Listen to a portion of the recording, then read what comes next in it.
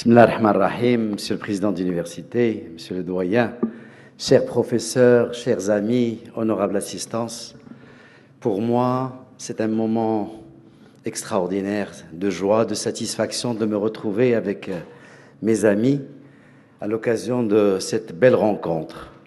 Je remercie mon cher Mehdi qui m'a invité, qui me permet de retrouver des visages qui me sont très chers. Et je salue énormément l'initiative d'organiser un événement au nom de la SMCS.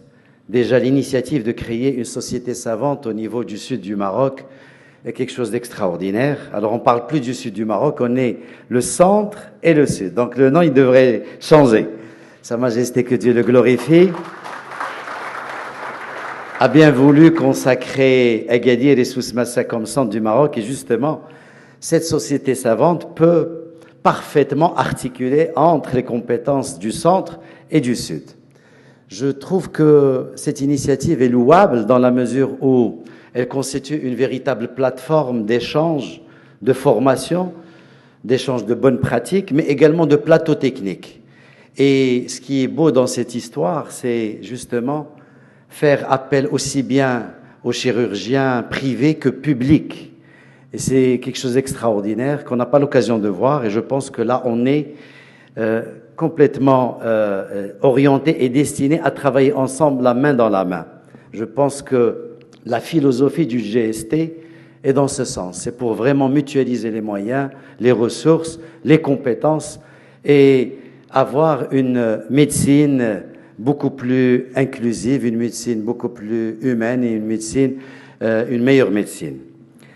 Je voudrais également souligner, sans vraiment vouloir m'immiscer dans votre science qui est très belle et qui est en développement incroyable, et donc sans vouloir m'immiscer, je voudrais saluer et dire à quel point il y a des prouesses fulgurantes, un progrès extraordinaire de la chirurgie et qui nous a permis d'avoir des résultats formidables, notamment en réduisant les risques d'une opération chirurgicale, mais également en ayant des précisions d'intervention exceptionnelles.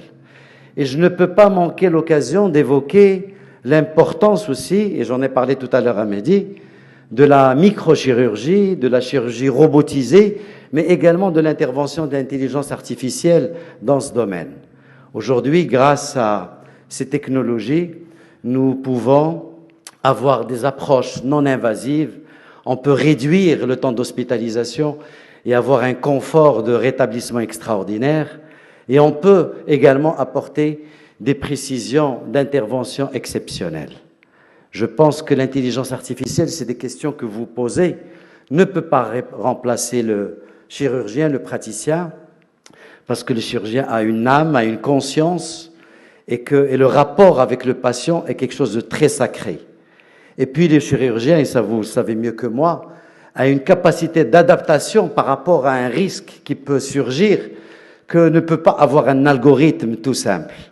On peut bien rentrer toutes les données sur une région, sur un organe, mais le chirurgien, pendant son acte, je pense qu'il peut improviser. Et cette improvisation fait partie de la compétence que peut justement faire valoir ce chirurgien.